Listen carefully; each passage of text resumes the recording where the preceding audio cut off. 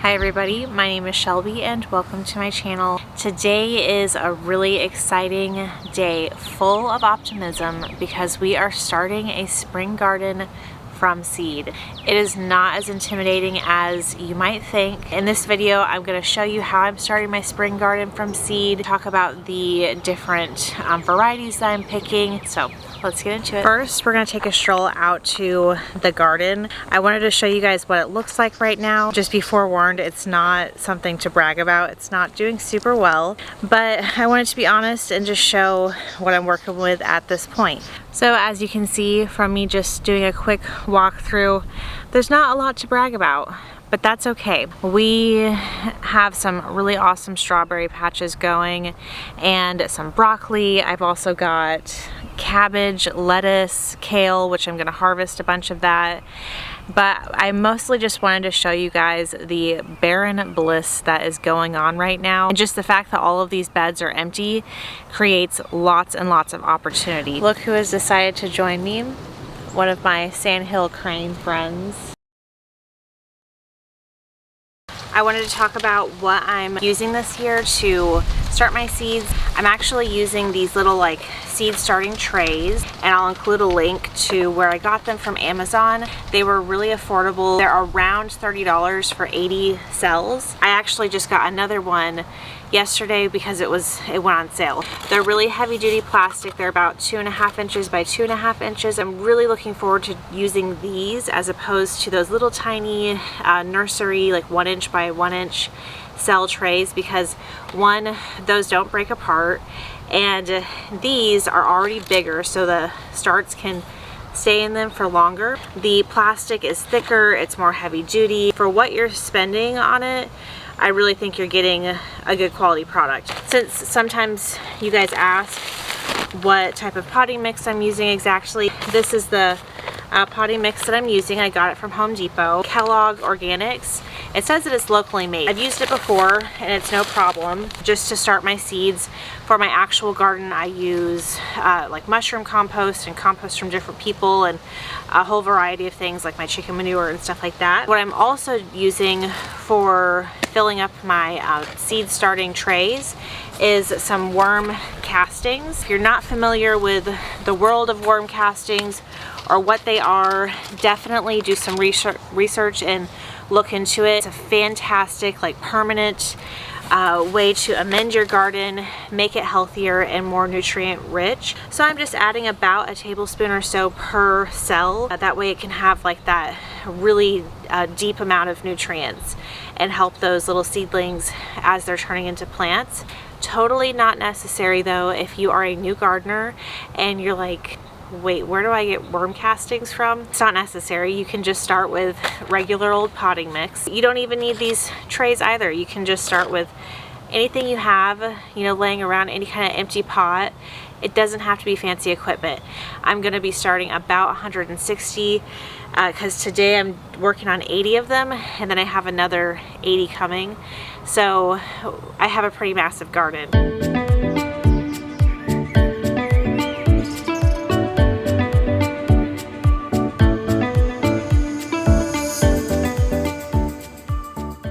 I got all of my seed trays filled with soil and topped off with the worm castings. Now we are ready to sow the seeds. Every year I look forward to this big moment of putting all the seeds in the seed trays and waiting for them to germinate. After, you know, 5 days or so, usually there's something that starts to poke up out of the soil, which is always a really fun experience. First, I'm going to go over what I'm not starting today. I'm not starting any melons, such as watermelons, cantaloupes, anything like that. I'm not starting any cucumbers, and I'm also not starting any beans. All of those things, they are really, really quick to grow. For where we live in the zone that we're in, we actually don't really need a head start on that. I also won't be starting any type of root vegetables except for onions. I'm going to put a lot of seeds for onions in one pot and then try to kind of fish them apart or pull them apart later. But all of my other root vegetables, I've found that it's not necessary to start those ahead of time. That also pertains to my zone. Some root vegetables, they don't really transplant that well. The things I am focused on starting today would be things like tomatoes, your eggplants, peppers, all of those things. It is definitely something you want to start early, indoors. That way, as soon as it's time to move them outside and transplant them, they can just hit the ground running.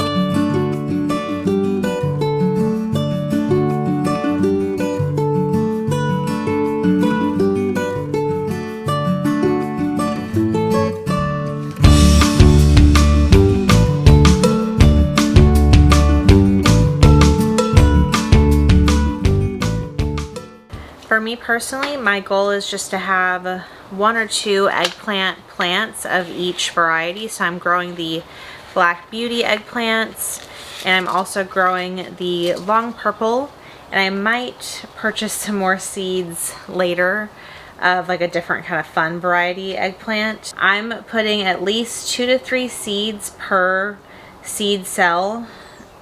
Because, you know, not all of them are going to germinate, and you can always pick them out later. Eggplant is definitely something you should consider growing as a really great like meat substitute, a very hearty vegetable.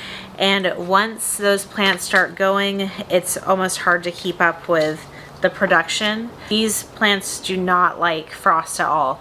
And just like with the peppers, you're only sowing them about 1/4 inch into the dirt. I love sweet basil, Thai sweet basil, and if you're doing any type of course, Thai cooking, it pairs really well with it. These seeds are super tiny, super tiny. If you're not used to growing any type of herb, seeds are typically really on the smaller side. I'm trying to show this without them slipping out. I found, although basil seeds are really small, they're not difficult at all to start. That's like the one herb that I've never had any issues at all growing.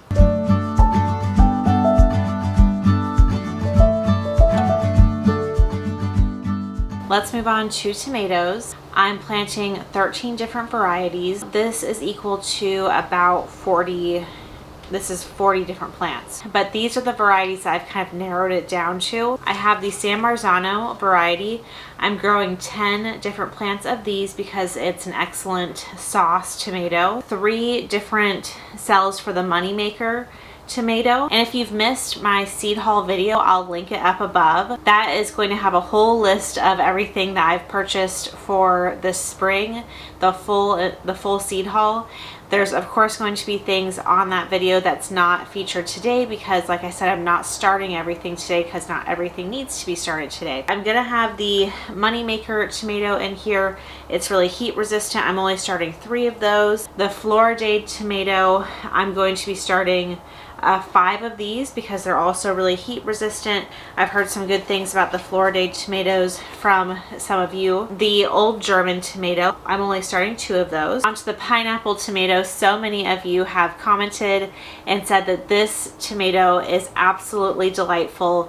It is really heat resistant, a really great flavor, and it's one of the only ones in your garden that's still producing. So I'm extra excited now to be growing these, which is why I'm growing 4 different plants of the pineapple tomato. I probably would have only grown like 1 or 2 had you guys not commented on that. So thanks for the heads up. And the mushroom basket tomato, which is one of my favorites, growing 2 plants of those. Rutgers, 2 of those. The Martinez Roma, that's going to be 2 of them. The black strawberry, I'm planting 2 plants of those. Candy wine is also 2 plants. Sweetie cherry is 2 plants. Black Beauty tomato, a lot of different tomatoes. Now I need to figure out how to fit them all in my garden. Honestly, seed starting can take less time than the amount of time that it takes to get in your car and go to one of those big box stores, you know, for the afternoon and get a whole bunch of those little already started plants at $5 a pop. It's really as simple as just putting the seed in the dirt and making sure that they're watered, nurturing them. You're gonna be doing that when the plant is full grown anyways, so why not start now? It's gonna save you a ton of money. And the awesome part about seed starting yourself is that you get to pick more varieties, more unique options. At those big box stores, there's not as many unique options available to you, and you're really not saving that much time. Don't be intimidated by the idea of seed starting yourself. With tomatoes, you'll want to sow the seeds very similarly to peppers, just about 1/4 of an inch into the dirt. With peppers and tomatoes, you're not going to see germination until about 7 days. Peppers can be longer to germinate, anywhere between like 7 to 10 days or so, sometimes longer than that. And tomatoes, sometimes they can surprise you and be shorter than 7 days, but it's around 7 days.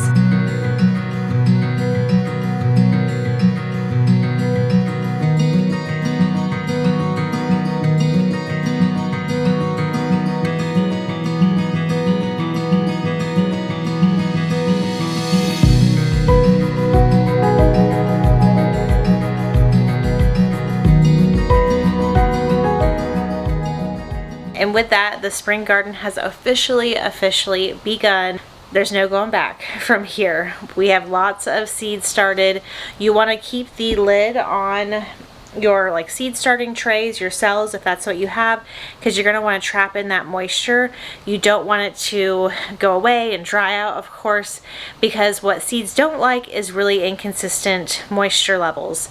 Dry and then moist, and then dry and then moist.